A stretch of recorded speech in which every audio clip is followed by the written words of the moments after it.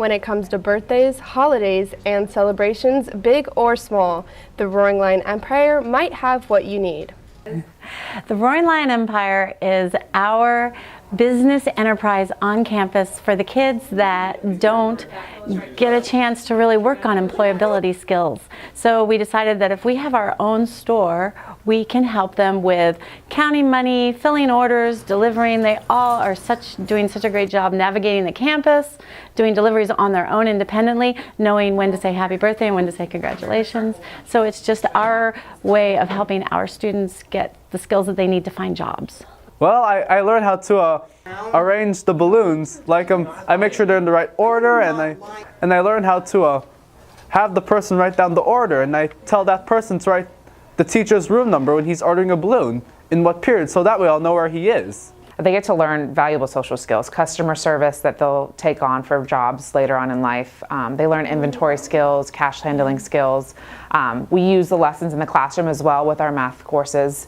So it's a great way to kind of combine their whole day and encompass what they're learning throughout the day to bring out further their independence that they need post-high school.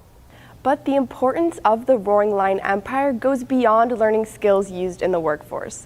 The students are given a chance to interact and connect with their peers and Oviedo's staff members. Oh, that's, I think, by far the greatest takeaway. Like, obviously, we enjoy the business skills that the students are getting, but the opportunity to interact with their peers and just get to know the students on campus. Getting to deliver balloons is such a happy occasion most of the time for kids. So just getting to see students interact with their peers. So I think it's just a very good way to spread school spirit and unity with connecting all friends and across the school. They see those smiling faces when I deliver the balloons, and the student afterwards will say, I really love doing that, and they get really happy seeing everyone who gets happy from them delivering a balloon, and they actually see their work meaning something in their life. I really like to work in the balloon store to put a smile on a teacher's face or a student's face, and I love working with the excellent people at OHS because they're awesome and I love them so much. This is one school enterprise where it's not about the fiscal gains, but rather the learning gains. For WROR-TV, I'm Brooke Brennan reporting. For the first year ever, St. Petersburg Tropicana Field welcomed a new Christmas tradition. In each city we have a very special story that goes along with our light maze. The light maze is the main attraction in all three cities, and each city has a specific story based within the maze. So our maze is called The Great Search. Eddie the elf, who's a very mischievous elf who lives in Christmas Town and has a pet reindeer named Sparky, one night went to the stable to play with Sparky and forgot to close the stable doors.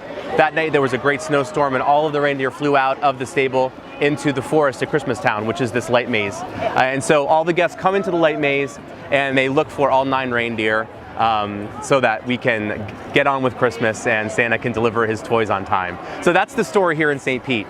And then there are other stories in the other cities. I think it's really important that St. Pete is one of those cities that has been growing for years and years. I've been raised here most of my life, and downtown St. Pete has become a place where young families and working adults and older folks all converge to have a great time. So our music is something that I'm really proud of. We have a great mixture of either folk or top 40 or cover bands. We also have great jazz music. And we also have some of my favorite restaurants from St. Pete are here located in the food hall. So it's not just your regular stadium food. When you come to Enchant Christmas, you're actually getting a local food experience. When you come to Enchant Christmas, you're not just coming to the maze itself. You're gonna get everything you love about St. Pete here in Tropicana Field. And with this new Christmas tradition in St. Petersburg comes a lot of work and voltage to make it all happen. It depends on the show, to be honest with you. We have, if you count all the fence panels and all the ancillary lights that go around it, we are 2 million. The actual show proper is about 1 million. Our feature trees are anywhere between 150 and 250,000 lights in it. And we have trees that range in size of 80 feet to 100 feet. So it's a lot of light. In part, we work with storage and facilities, logistics, travel, transportation. It takes an awful lot of coordination to make sure that this stuff gets to where it's supposed to go from year over year. We're about 30 trucks per show, We have 3 cities right now, and we're going to double that by 2020. Each and every piece of this has come from one of 10 different people who work within Enchant.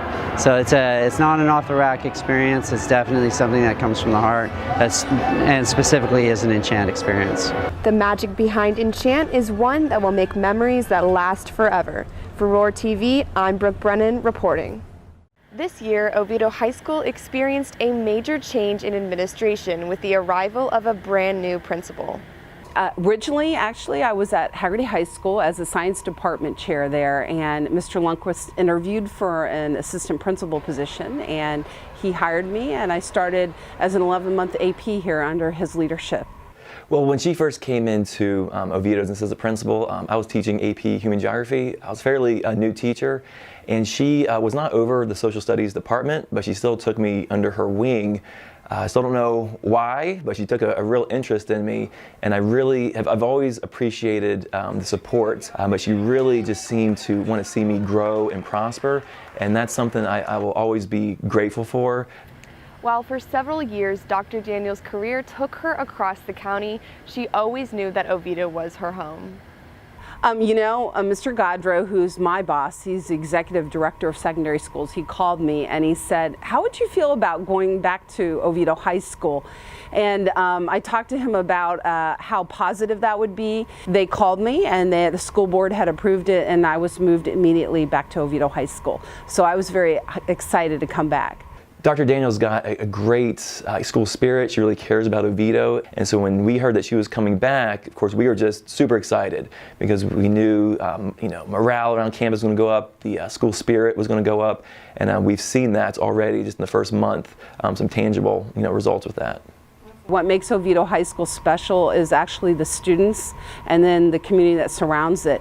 Everybody is very supportive of one another, and the students and the teachers and the staff here love to be at Oviedo High School. There's a love of this school and a love of the experience that you get for 4 years, and it's like no other place.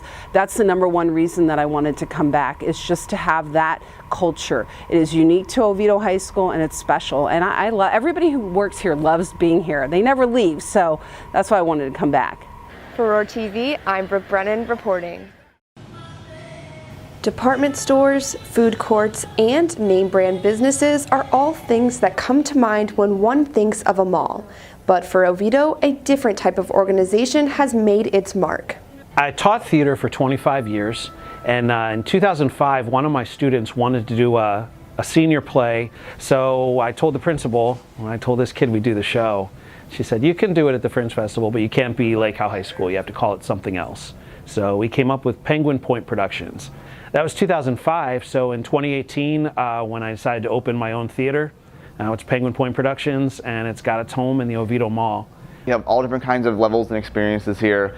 So we have people who are honestly taking the class, who just want to break out of their shell and try something new. And then we have people here who are also in the acting classes, so they're here to kind of help their own skill sets and kind of grow more as performers and even comedians.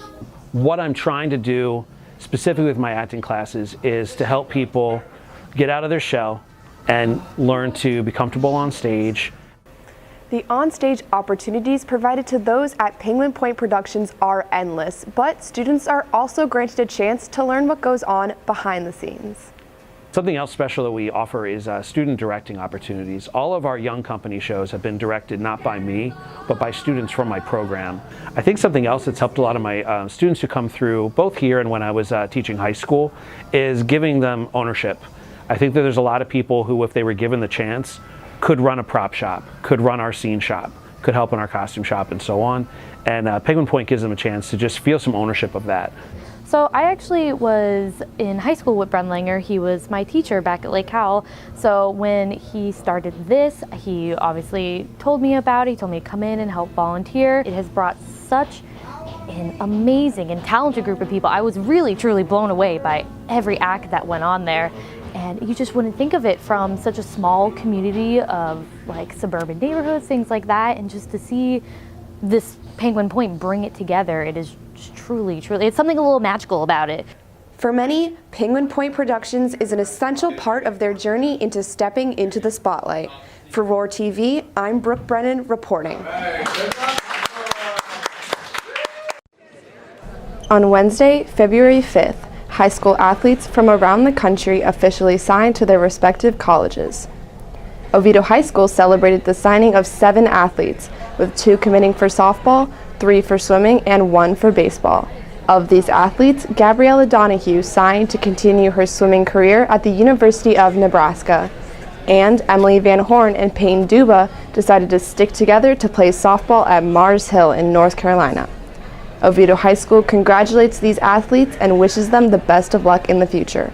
For WROR-TV, I'm Brooke Brennan reporting.